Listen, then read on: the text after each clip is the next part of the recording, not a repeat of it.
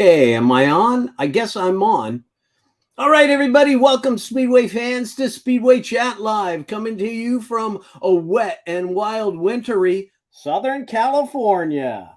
I'm your host, Ken McKinney, your Extreme Speedway Racing Action XSRA.TV producer.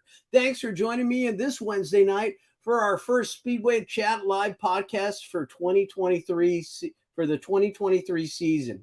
This is episode 14 of Speedway Chat Live, and I want to wish you all a happy and productive new year. And believe it or not, 2023 marks the 100th year of motorcycle speedway in the world. Yes, that's 50 years of Supercross that I went to last week at Anaheim Stadium. It was great, the season opener. 75 years of NASCAR, which they're going to be bringing back to the Coliseum. I hope to make it there this year. And that's 100 years of Speedway, which you know I'll be at because I'm at all kinds of races all year long. So today we're going to chat with the legendary Speedway racer, Gene Woods, about the Hot Shoe Hall of Fame 3.0 coming to Las Vegas this month on January 28th. We're also going to be welcoming one of the inductees to the chat, legendary Speedway and hooligan racer and Hollywood stuntman, Shawn Mad Dog McConnell. I'm very excited about that. Plus, as usual, I'll get into some Speedway news about Winter Speedway in Southern California. Plus, I'll pay homage to Ken Block, who was tragically lost last week in a snowmobile accident in Utah. And today, for all you rock and roll fans, very, very tragic news. We all lost. Like I said, we all lost the guitar great himself, that musicians all looked up to, Jeff Beck. Godspeed to him. Godspeed, Jeff Beck. Gosh, what a loss, but he's got so much music. He's inspired so many people throughout his whole life. So I'm going to give a tribute to Ken Block, but I'm going to dedicate this show to both Ken Block and Jeff Beck. And so all that and more. So stay tuned. Here we go. We're going to get into the show.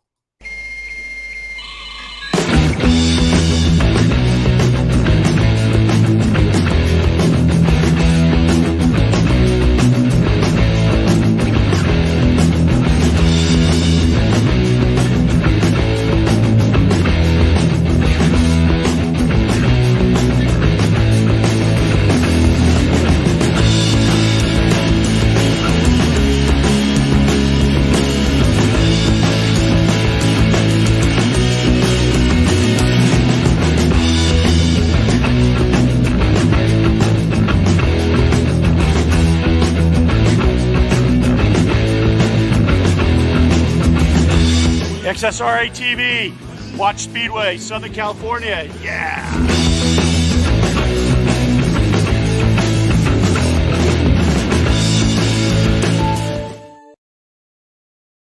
That's right. Thank you, Tom Fox. XSRA.TV, we bring you the best in Southern California, Northern California, and maybe even New York Speedway in 2023. We'll see how it goes. Let's get into some Speedway news. First of all, like I say, and I say it all the time, I get all my information about Speedway from SpeedwayBikes.com. It's hosted by R.C. Jones. He's from Buena Park, California, just like I am, and it's full of scheduled Speedway races, race reports from past races, racer biographies. Those are great because you find out a lot about all the racers and more. It's a great site, and I recommend you visit it for everything Speedway. Okay, let's get into the Speedway news. First of all, if you didn't know, we've been having a lot of rain here in Southern California. So much rain that the AMA National Pairs Championship has been postponed. Earlier today, promoter Steve Evans of Team USA Speedway Promotions called the event, and he closed it because they're expecting more rain at the track. You got to see these conditions out there, folks. You see that? The middle of the track is full of water. It's like a duck pond out there. In fact, I hear Eddie Castro is looking for he wants to race so bad, he's looking for a jet ski to take into there and to come on out and race anyway. It's a wee bit wet, don't you think?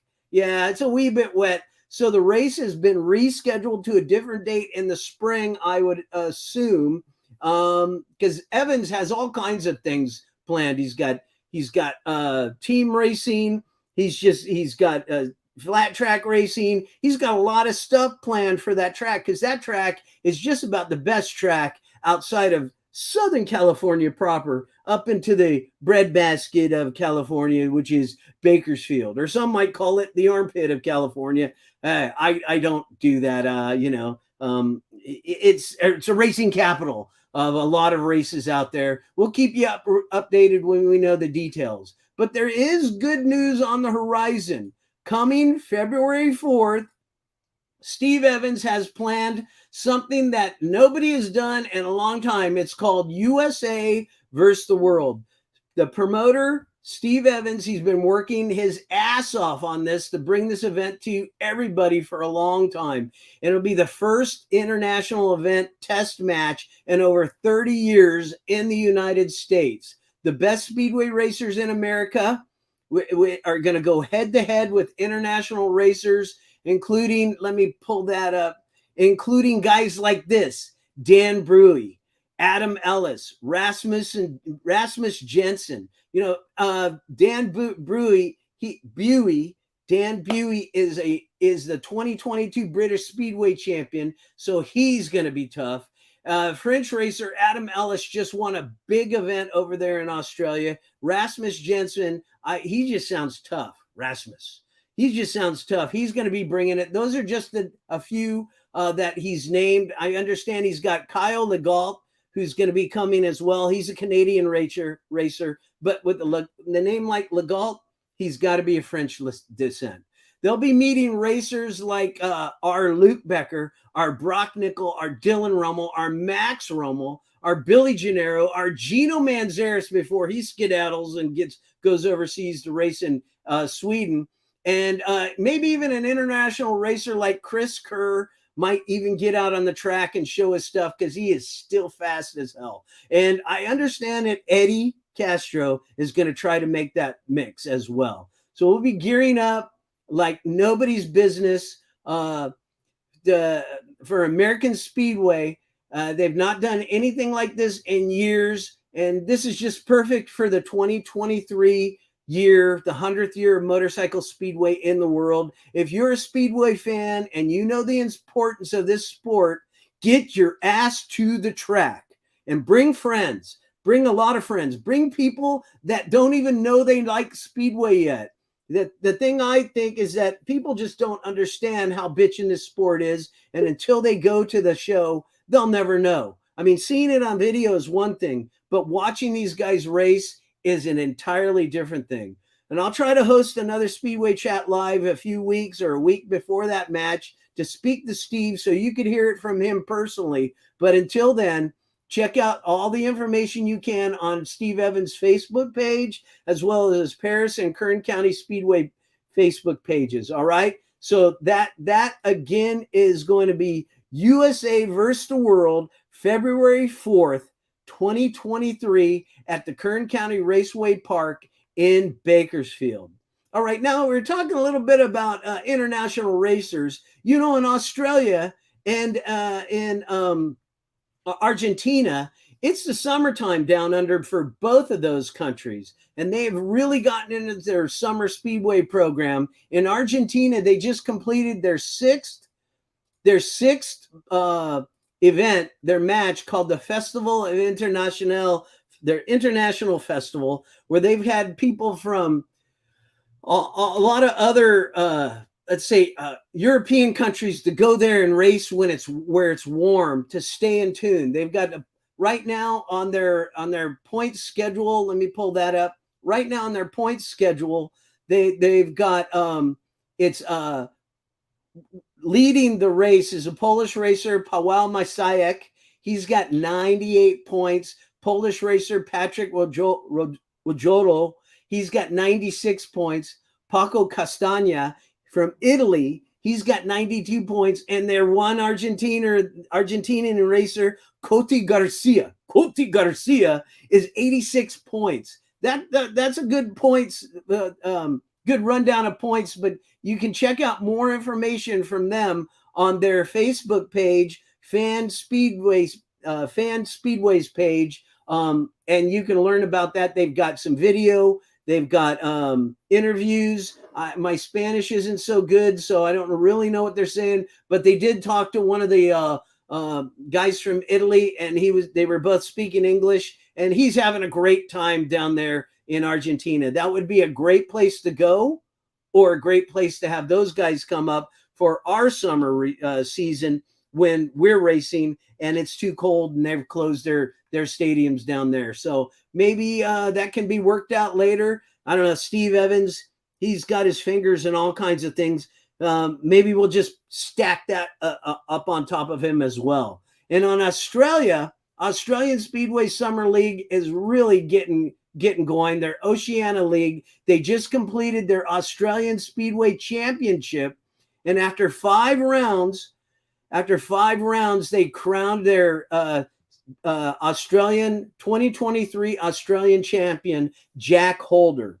He bested Jason Doyle and Max Freak, two of his teammates that were on the Australian Championship team for Speedway of Nations this last year, the 2020 year. Let's check out Heat 13 from that race, where our guys Luke Becker and Dylan Rummel raced against Jack Holder and Jason Doyle. Check this out.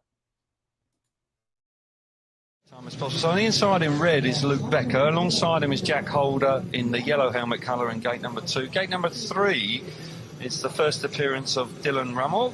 He'll be in the blue helmet colour, and on the outside is Jason Doyle in white. So we look forward to heat number 13 with Australia up against America. Oh, long pause, and Becker's made a smashing start on the inside for America. Fires himself to the front with Jack Holder on the inside, coming through with Jason Doyle back in third place, and Rummel out the back. Got to say, that was a superb start from Luke Becker. He's out in front, but look at Jack Holder go. He's winding it on around the outside, freshly prepared track. Got to say, Becker's ridden a nice corner there and maintains a good lead, but keep your eyes on Jack Holder. Holder really firing it now wide in turns 3 and 4, winding it on. Doyle out to the pace this time, but Holder working hard in second place. Yeah, Holder working very, very hard. He seems to be able to make ground up on turns 3 and 4 using the outside line just here, but he doesn't seem to be able to do it around the first and second turn. But I tell you what, Luke Becker, once he's out front on a track like this, he does go very, very quick. He's always going to be difficult to beat once he's out front. He is indeed, and he's into the last corner for the final time. Super ride from the American out in front, going to pick up 4 points, 5 points for Australia. Slightly disappointing result for Australia. Not disastrous, of course, because they pick up 5 and there's a heat advantage, but I just sense they would have been looking for a touch. There you go. There's Jack Holder, the winner of the Australian Speedway Championship out there, and our team is going to be meeting their team. Well, not these guys, but our team did match these guys, and I'm off script here. Sorry, guys. Anyway,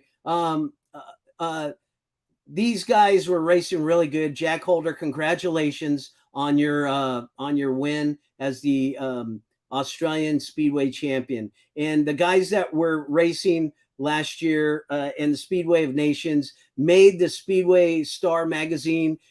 Steve Evans gave them awards for being on there. That is Luke Becker, Dylan Rummel, and Brock Nickel, along with Steve Evans. He gave them awards at the last event, the North American Finals, that was out at Paris Raceway last November 10th. And you can see a lot of that on my Speedway channel. If you missed that event, go and check my Speedway channel. I put up, I think, the entire thing in bits and pieces, and that's all for your enjoyment, and all for you to not only enjoy Speedway, but to show people what Speedway is and how they can be a part of it and come to the track and have a good time doing so. So for more information on Australia, though, check their Australian Speedway Championships page on Facebook and some fast racing there. I know I'd like to go down there sometime and check it out. And I know our boys would like to go down there as well. I know Sean McConnell's been down there in the past racing. And I know Bobby Schwartz has been there because he's told me stories about it, including a story where Dookie Ermolenko still has his a shirt that he gave for him to go pick up chicks in. That's a story I'll try to get Bobby Schwartz on in the future to talk about. But in the meantime, let's go to the Hot Shoe Hall of Fame. I'm trying to get my artwork up. It doesn't want to come up. Let me remove it from the studio. Let me remove that. And let me remove this. Well, anyway, I'm going to pull up that artwork while we're talking to this man right here. It's Gene Woods and Jerry Bernardo. Hey, all the way from Las Vegas, Gene Woods, welcome. Legendary Speedway racer, 3-time U.S. Open Speedway champion Gene Woods, the owner of Gene Woods Racing Experience in Las Vegas, and among other professional accomplishments in sprint car as well as NASCAR. He is the founder of the Hot Shoe Hall of Fame in Las Vegas, Nevada. Welcome to the chat, Gene. Thanks, Ken. How are you doing? I'm doing okay. How are you? Good. Good. Tell us a little bit about the Hot Shoe Hall of Fame. This is 3.0, your third year, and tell us what people can expect. Well, wait a minute. Before we go to that, let me show people what happened on the opening of the Hot Shoe Hall of Fame. Here we go.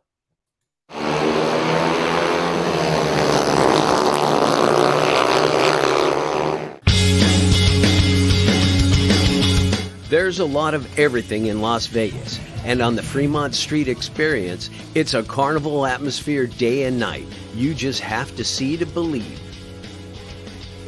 At the corner of Fremont Street and Las Vegas Boulevard, in the Neapolitan Mall, is the Gene Woods Racing Experience on Fremont Street and the brand new Hot Shoe Hall of Fame, a new venture from Speedway racing legend Gene Woods. On May 1st, 2021, after COVID restrictions in Las Vegas cooled down, Gene Woods held the grand opening event for the Hot Shoe Hall of Fame. The whole idea, as Gene puts it, is to have a place where motorcycle racers of all types and stripes can be honored for their sportsmanship and have plaques with their achievements on display for the public to see. Attended by many of motorcycle racing's most notable names, it was a reunion of men and women who ran machines in the dirt and on the asphalt, who gained greatness in their times, and some who are still reaching for their dreams. Kind of a tribute to all the motorcycle industry, not just guys with hot shoes. The hot shoe is a symbol of what we're doing, and we've kind of gathered the motorcycle industry together here to see kind of a cool thing. Larry Huffman interviewing people, the motorcycle stars, racers, they're all here, and it's going to be a great time for all. The hot shoe is a real personal item to a racer, right? Some of the guys only had one hot shoe their whole career. So it's a very personal item, and when you're done racing, they say, did you hang up your hot shoe, right? That's the thing. So we want to hang up their hot shoe here when they're done racing and have their family be able to come to Las Vegas and view the tribute to whoever they were related to, for generations. And these are the guys that we all grew up watching. If we didn't race against them, we were watching. The Hot Shoe Hall of Fame at the Gene Woods Racing Experience. It's something that all motorcycle racing fans should visit when they're in Las Vegas. Fantastic. The bike display is really cool. Quite amazing. I think Gene Woods did a wonderful job. With all these people that are my heroes and legends and everything, it's just a great thing. Join Gene Woods on January 29th, 2020. All right, that was the end was for an ad for last year, and the same time of year. You have it on the 28th or at this time of year for a reason. Gene, tell everybody that. Well, hold on. Arr.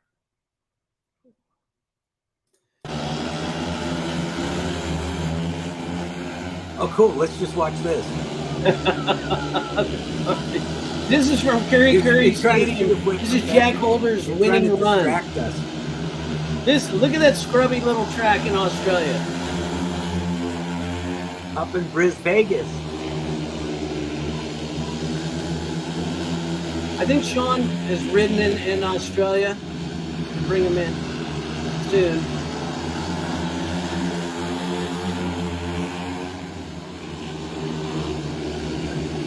Let's watch Speedway racing. Let's have mixed audio. Let's.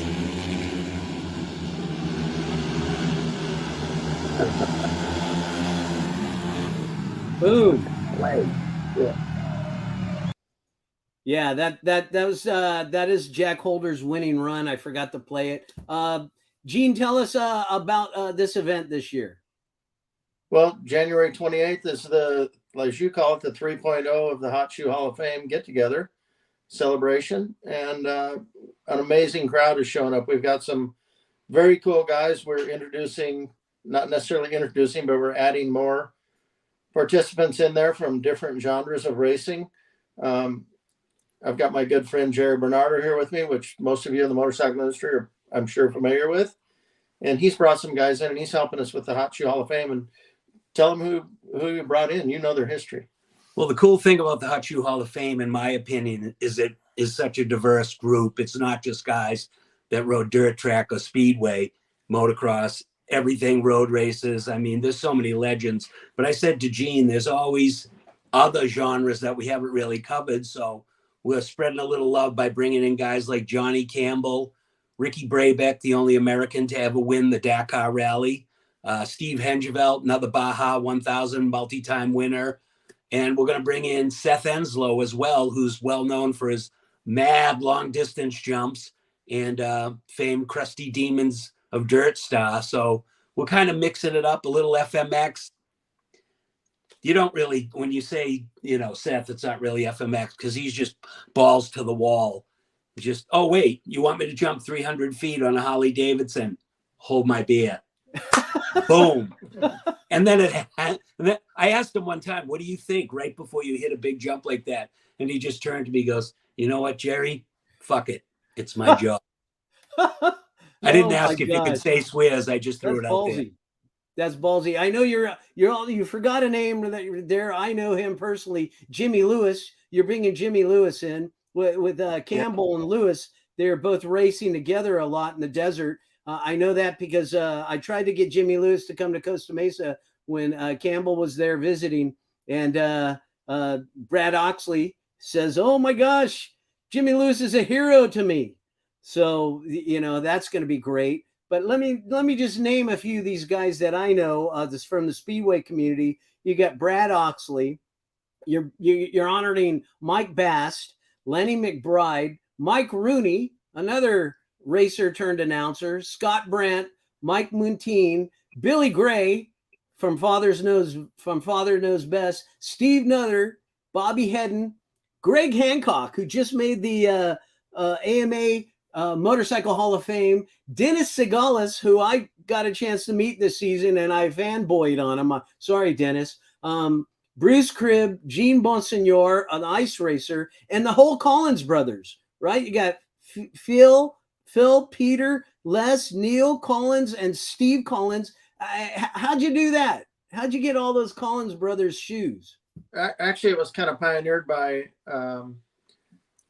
Phil. Phil put the whole thing together, got the brothers together, got all their hot shoes over here. It was really a neat deal. Something I have to mention before I forget, because at that age you start forgetting stuff. What age is that? 65. Oh, okay, go ahead. Bert Harkins is flying over from Scotland to attend the event.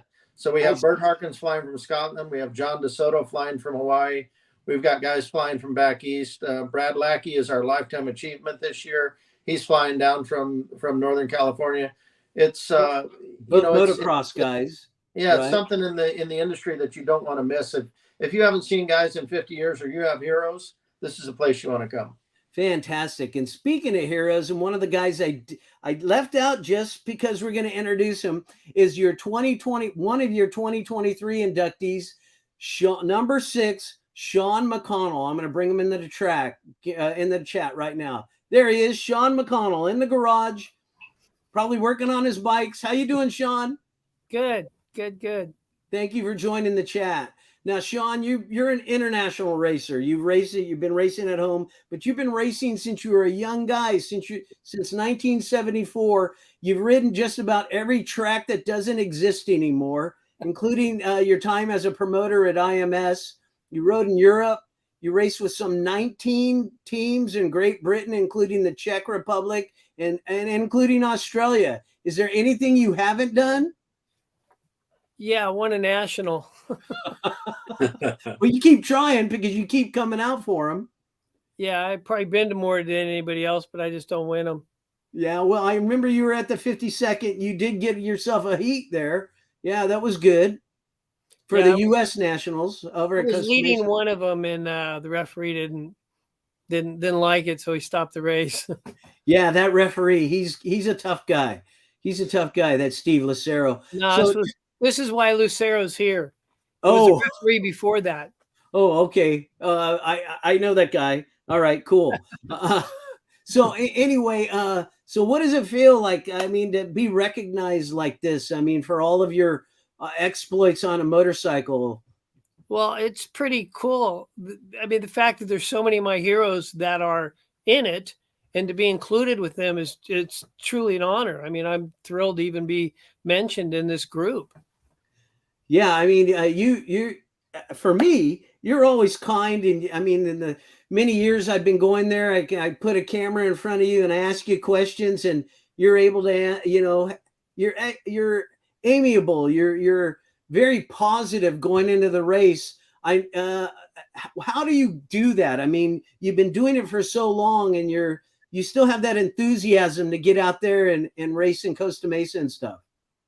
Well, I mean, riding a speedway bike in general is a lot of fun. The fact that I still can do it, I'm pretty fortunate to be able to do it at my age. And I mean, that's a positive thing in itself. I'm not doing it for a living. Like when Gene and I were racing together, that's how we made a living. Today, I'm doing it for the sponsors and the fans. I got enough laps around the track. I could go race other bikes if I wanted, but I'm fortunate enough to still be doing it. So I am. And, well, speaking of that, you do race other things, and I caught you racing some hooligan and stuff. But remember that COVID, it kept you off a bike for, I think, the first time in your entire adult life. And yeah, well, since 71, I have never not raced. And for 2 years, I didn't even get on a bike except for a street bike, a Harley. Yeah, well, that's not racing. Let me just show something where I caught you out at your first time out at KCRP. You weren't racing Speedway, but you took on the hooligans. Let's check that out.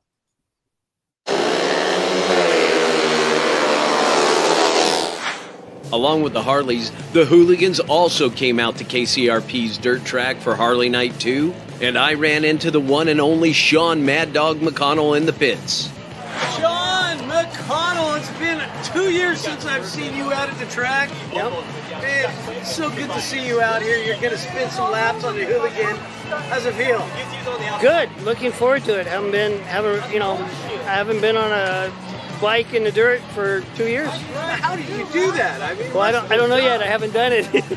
You've never done that before well, in your life? No, really never. Never since 1971. Right. I've raced every year forever, and so I don't know. So what did you do to stay in shape while you were on? I'm so out of shape. Yeah? You said you were playing some hockey. Yeah, not enough though. When COVID hit, even all the rinks were closed, so I just, played whenever I could, and I'm not in good shape.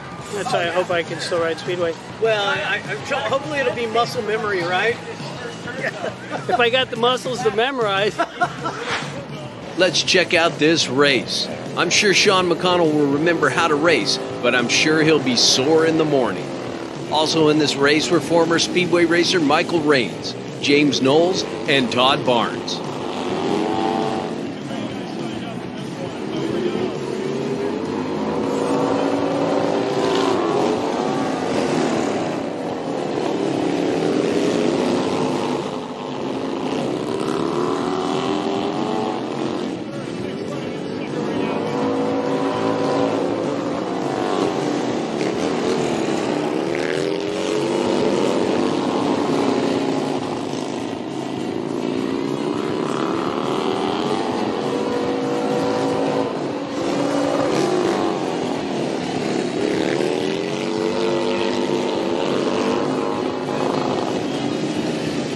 Knowles took the race and McConnell got second.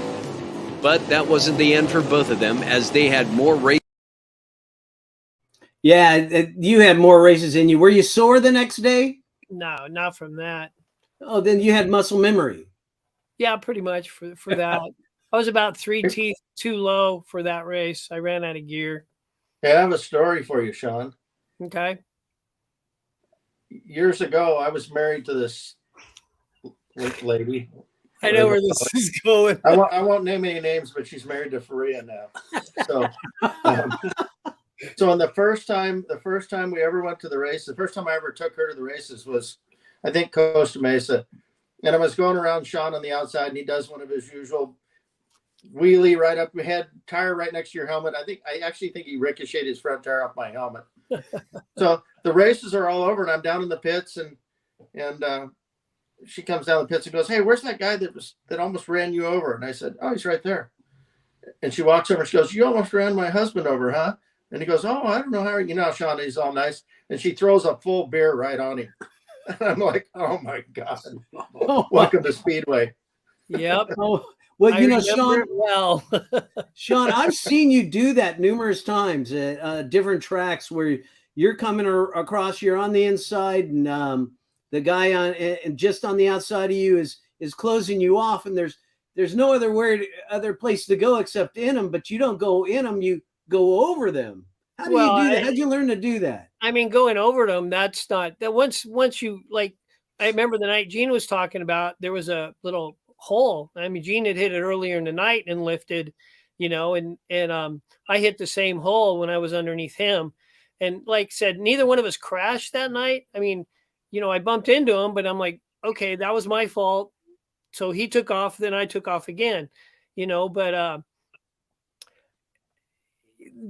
mean, as many years as I've done it, I've been in positions a lot of guys have never really been in, just because of the longevity of my racing. So I've kind of learned stuff that takes years and years to learn. It's not that it should be learned, but well, I have to say something. He's in a lot more control than he looks like. Yeah. I mean, honestly. Yeah. I've seen it. I've seen you hold back. I've seen you lay it down. I've seen you, get into it in the corner, but you always come across, you get out of it okay. Has that helped you? I mean, Terry throws out that you're a former Hollywood stuntman. Did you learn that in stunt school, or did you do that in any movies or anything like that? No. When Gene and I made a living at this, we were racing 5 nights a week. I mean, you had to be on your game. It's not like now. Now a full season in Southern California is 25 races. We did that in a month, 6 months a year. So, we learned a lot then. And the kids nowadays, they don't learn as much as we did. The laydowns, because we rode handicap, probably a lot more laydowns in handicap than in scratch. So, and especially, Gene and I coming from the back, a lot of times we had to lay it down because there was too much chaos in front of us, guys crashing all over the place. So we were good at it, and I just continued doing that. And then at the point, any place I can avoid a wreck, like if I lift at a guy, if I can keep lifting up till he clears me, I've saved both of us. Yeah. And I don't want to hurt anybody. Yeah. I know you got in a fence with Michael Wells, who's as tall as you guys. You guys are kind of got into the fence a little bit, but both of you guys got up unhurt at the U.S. Nationals at Costa Mesa this last season. And but I thought a lot of it came from your control as well. Yeah, unfortunately, I don't really remember. There's so many races. Well, see, I get to relive them in video over and over and over again as I'm editing, so I get to remember them more. But that's I put the U.S. Nationals on XSRA.TV. It's available, the whole race. It's only $10. Anybody that wants to watch it, it's all edited down and condensed. So if you wanted to check it out, but let me just ask you one thing. What was it that did your dad get you into this sport?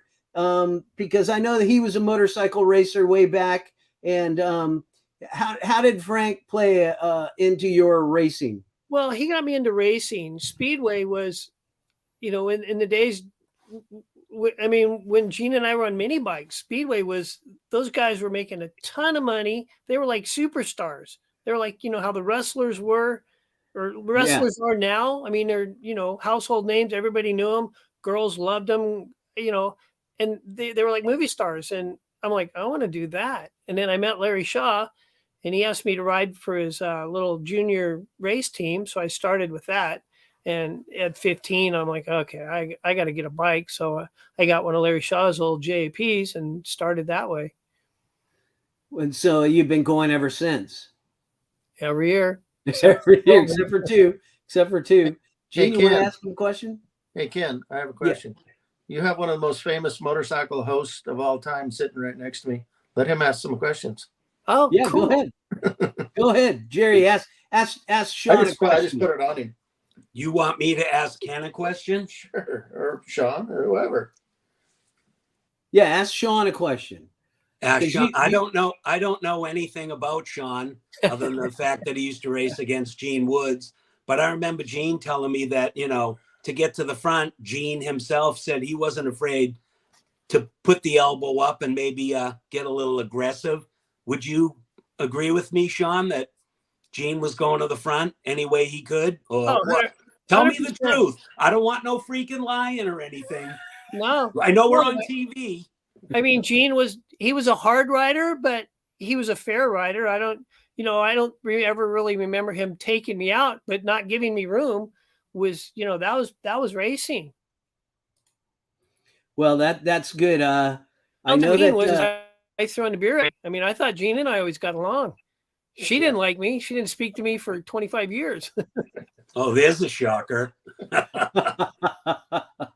Well, let me bring in a racer who's raced with you, Sean, for 50 years as well. You guys are still on the track. He won the last main event at Costa Mesa this year. Fast Eddie Castro. Hey, what's happening? Hey, don't we have a height requirement for this show? Yeah, Fast Eddie, you had a great season. You're out there all the time with Sean. I mean, you guys have got so many stories that you guys can talk about and stuff. But tell me about racing with Sean or against Sean McConnell over these years. Give me a story. Well, as a kid, we were racing at Atlantis Mini Bike Park when he was just getting into Junior Speedway. And then I was going to Speedway and watching Gene and everyone out there and loving it. And it was hard to watch the races and main events because they had nitro back then. I liked going to the drags and stuff. They had nitro in the bikes back then in the old 2-valvers. They were running 22s and using the wall for a berm. And and then I saw the Junior Speedway at Costa Mesa. I'm sitting up in the stands with Victor Robledo, and he said he'd got a Junior Speedway bike, and his mom used to run the track at the mini bike track that Sean and I used to ride at. And he says, yeah, we want to come up to Saddleback and try it. And once I did that, I was hooked. I tried a Junior Speedway bike, almost tore my knee up. Then I got on his 2-valve, and I felt at home. And that was it. I was hooked. And here we are 43 years later that I've been doing it. And I'm lucky to still be here after my cancer. But yeah, thank God I'm still here doing it. So that was my couple of years off doing that deal. So yeah. But yeah, we rode minis together, watching him get into Junior Speedway with the Morans and Lance. Yeah, Lance's Triumph Cub was one of the first Junior Speedway bikes I tried, but I only got 2 laps. My parents weren't there to sign the waiver. So I'm getting 2 laps in, thinking I'm going to go 4 laps. They go, all right, come here. I was like, oh, shit, because I was just getting used to it where I could get in the corner and flick it. They called me back off the bike, so I got 2 laps of the 4 laps I thought I was going to do. So I was bummed. But then once I saw these guys at Costa Mesa, I was, dude, I rode with those guys. I got to get into this. I was stoked. Yeah, I loved it once I got on one. So Sean, you had said something about a height requirement. I know that, some of the best speedway racers have not been very tall, 5'5", 5'6", because you got to be light on that. You're Brad Oxley tall. You're up almost 6 foot and stuff. How is it? how is it to race on the bike like that, where your knee is so close to the dirt when you're coming around? How have you done that? Is just something you just gotten used to? Yeah, I really didn't have a choice. I back in the early days, it was hard for riders to give you pointers on how to ride properly. That's why my style of riding is so different. I had to learn myself. My dad, who wasn't a speedway rider, is like, okay, I got to keep the bike up straight, get it to drive. So that's me leaning off the bike to keep the wheel up straight. And I learned that way, but Castro's the perfect speedway size. Yeah. I'm tall, and anybody taller than me, I feel bad for them. I mean, I've made my height work. It's probably a little bit of a disadvantage at times, but I don't know. It's just a necessary thing if I wanted to ride speedway. Tall and lanky. Yeah, I think being small at times has advantages and disadvantages. And hey, Jerry, and good to see you too, Jerry and Gene. Yeah, it's got its advantages and disadvantages because my flyweight at times wouldn't hook the bike up. But I see Luke Becker, he's killing it. He is killing it. And he's lighter than I am. And like Kelly Moran, he was lighter and smaller, and he kicked ass. It's just using the right combo to get it to the track and be able to work it. So I've done a lot of body English hanging off the side of the bikes. There I am around the outside of Shawn. Trying to hang it out, doing a Gene, going for the outside, pushing the cushion. Yeah, I got Scott. He posts a lot of pictures. I just wanted to share this with everybody. There's Shawn McConnell getting in a wheelie. What are you doing there? Can you even remember that? No, I have no idea. I mean, looking at the tire, low tire pressure, and there's still a lot of dirt on the inside. I just looks like middle of the corner, just hooking up. Yeah, I don't remember that, but here you go again. You just pull that bike back. I call it horsing the bike. You just have perfect style.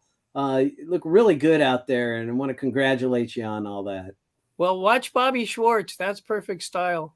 Oh yeah, he's perfect style too. He's real quiet on the bike and goes really fast. I'm all over the place, and I'm always following Bobby around. So, well, that's given a lot of props to one of the most proficient riders in Speedway, still on the track with you at Costa Mesa all the time, and it's really great to see both of you guys out there. I remember in the 80s going there. I had never had any thought that I would be doing what I'm doing now and be able to talk to you guys. So it's my pleasure.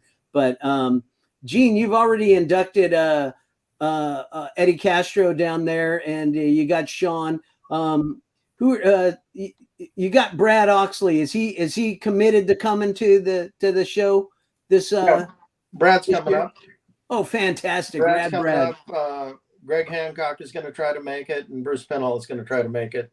They haven't given me a firm commitment, but they definitely said they're trying to come. Bruce Penhall's on the fence. He doesn't know whether he's going to be in hair and makeup or be able to come to the Hot Shoe event. So if you guys know him, if you can text him and pressure him, step away from the mirror, drive to Las Vegas. Promise we'll have fun. I'll go easy on him.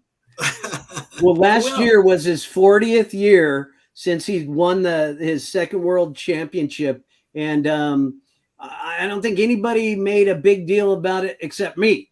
I'm doing media and stuff, but you would think that the United States would have a little piece in the sports page about that. But he's a phenomenal rider back then. He's just a wonderful guy. I met him and Dennis Segalis and even Mike Bast at the Connor Penhall Memorial Cup at Industry last summer. And Gene, you were even there.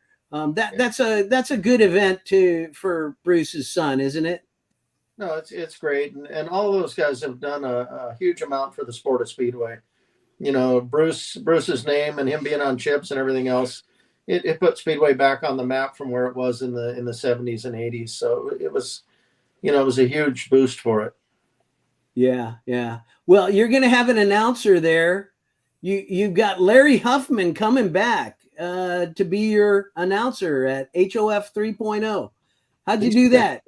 Yeah, Larry Huffman is going to MC the thing. And by the way, Jerry did that graphic that you're showing right now. So if That looks anybody needs great. graphic arts, Jerry does them. Nice. That looks great. And then also, Jerry's going to MC a little bit himself. He's going to interview Ricky Braybeck, Seth Enslow, and Steve Hengeveld. Steve Hengeveld.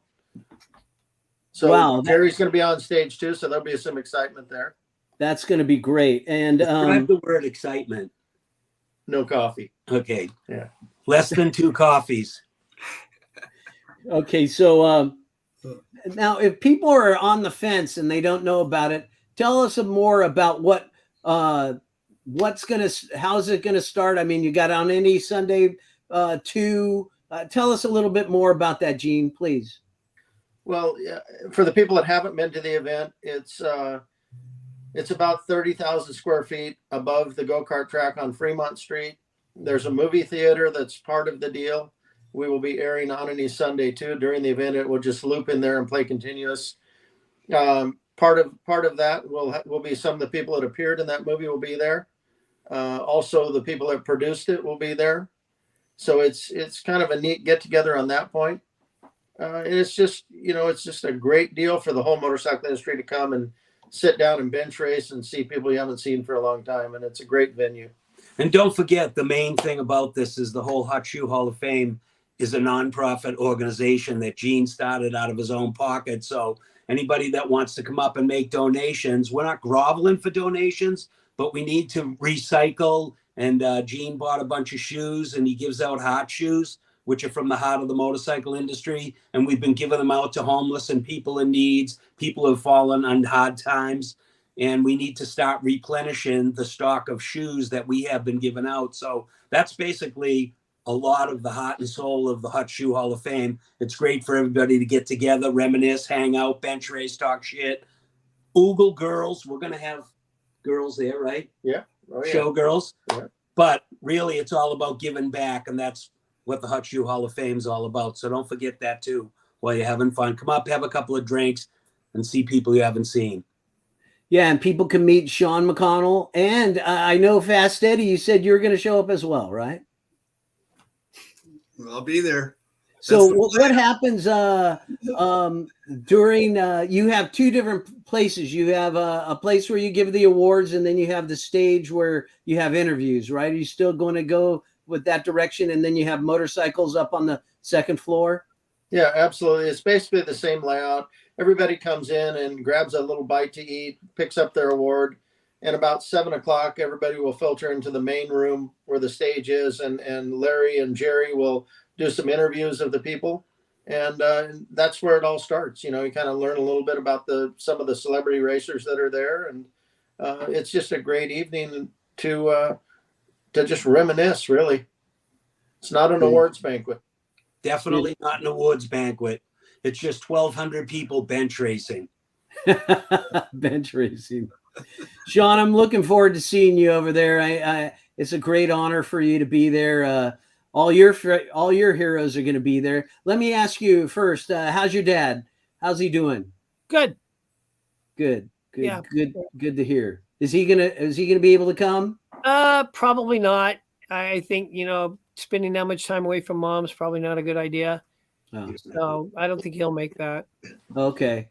Well, maybe I'll put some video together so you can see it later. That's what I anticipate doing, do a little video report. But people, if you're thinking about coming out, do yourself a favor and go to www.hotshoehof.com and register there so that they know that they have enough bottles of booze for everybody. Right, Gene? Wait a second. Whoa. As a non-drinker, and my good friend here, Gene Woods, also a non-drinker. It's not free. You have to buy your own alcohol. Okay? Yeah. Buy a couple of bottles of booze. That's on the venue. We're sober. You guys drink. So we have something really, really cool to show you. Everybody that's inducted into the Hall of Fame is going to receive one of these. And this is a commemorative gold coin. Up. Oh, very nice. Okay, well, I'm looking right here. I'm right You there. you had it there. Well, that's Yeah. very nice. Is that like a commemorative challenge coin or some kind? Only people that are inducted get these. It's real gold. Wow. In color. 14 And actually, another, there's a really great graphic artist in the motorcycle industry. He designed this. He's a real famous guy. And it's just something really cool as a memento to take home. Very to good. remind you of the racing. I have to intervene real quick.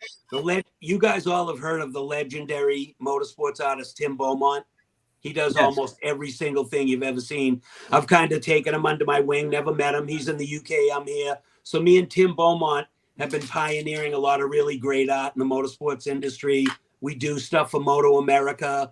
I admire Tim. He admires what I do. So Tim actually designed the original Hot Shoe Hall of Fame logo, and I've been morphing a bunch of his stuff and adding in my special little ads and whatnot. Yes, the guy's the man. Every time he does something, I'm just like, wow. And then I do something, he tries to pull that shit on me. I say, I'm not having it. You win. Well, here's a 2023 Tim Beaumont design T-shirt that is available at some of the events that Evans has been throwing for 2023. It's one of a kind. This is for a kid. I got mine on all the time. I got so many Speedway shirts. Every time I come home, my lady says, "Another one." Well, can we throw some away? No, you can't. If you don't go home, you can wear whatever the fuck you want. Well, I don't want to be sleeping in the street. Vegas. All right. Well, this has been a wonderful chat. Thank you, gentlemen, for joining. Everybody, if you're doing something on the 28th, drop it and come out to Las Vegas for the Hot Shoe Hall of Fame. It's also when SEMA is running their show, so you can see that. I know Howie's going to be there. It's actually the Mecum. It's the Mecum motorcycle. The Mecum Motor Show. Like to see that too. Close enough. I mean, you guys are going to be. That's why you do it, to kind of get people from that to come to your event as well, right? Exactly. We do it even if Mecum wasn't running. We'd still do the Hot Shoe Hall of Fame. Boom. Right. Very good. Boom. All right.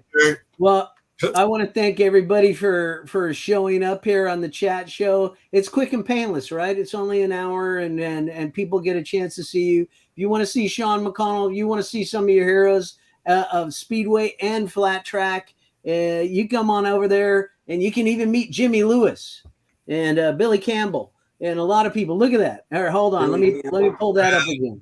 What's up? Lackey. Brad Lackey too. Yeah. Dang. You got some motocross heroes there. I know those names. You know, this is the 50th year of Supercross, right? Super what? Supercross. I went to the Supercross, and then they were talking its 50th year. So there's a lot of big years here. You got NASCAR at 75 and Motorcycle Speedway at 100. So there's a lot of celebrations going on. And everybody get your ass to Las Vegas. And if you can't get to Las Vegas, get your ass to the track out there for the USA versus the World that Steve Evans will be throwing, and out at Kern County Raceway Park. Let me show you something here of Shawn McConnell racing some Speedway.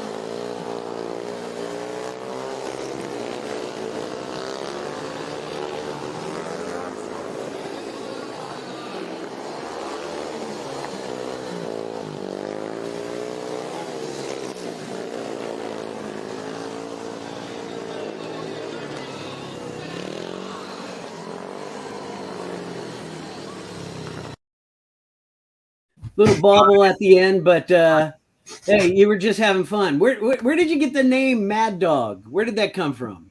I have no idea.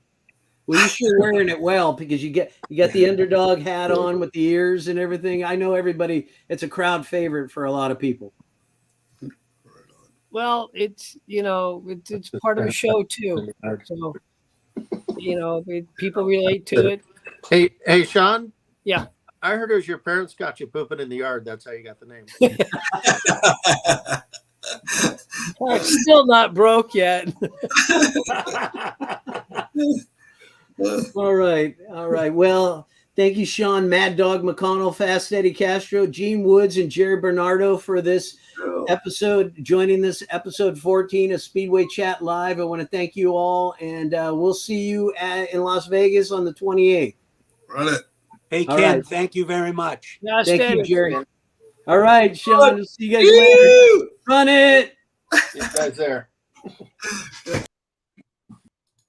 All right. Oh, man. Thank you very much, guys, for joining the show. Oh, gosh, that's such a good time. I know we're all having a good time in 2023, and we just have to make it the best. We don't know how long we're going to be around. Just got to make the best of it. So finally, I want to dedicate the end of this show, a raw dedication to Extreme Sliding Rally Car Champion and a hero to many, many people. Number 43, Ken Block, who was killed in a snowmobile accident last week in Utah. His funeral was just this last Monday. And what can you say about this guy? He accomplished so many things. And he touched so many lives. I mean, I enjoyed the hell out of this guy's driving. Just an incredible person. He accomplished a lot in his short 55 double nickel years while walking on this earth, from skateboarding and snowboarding, motocross, to be the founder of the Hoonigan Racing Team. I love the Hoonicorn. Who does not love that Mustang? It's just an amazing thing. And when I first saw the Hoonicorn racing on YouTube, I was enamored. I must have watched that 40 times or so. It just blows me away how that guy, how they cleared the streets for him to do everything he did. The video of him racing around in Los Angeles is so awesome. I just watched his YouTube channel the other night before he was killed, where he just finished rebuilding a car with his daughter, Leah. It looked like so much fun. I'm so sorry to all the whole family about this. Gosh, rest in peace, Kenny. Until our next Speedway Chat Live, I'll see you at the track. I close this show in memory of Kenneth Paul Block. Rest in peace and Godspeed.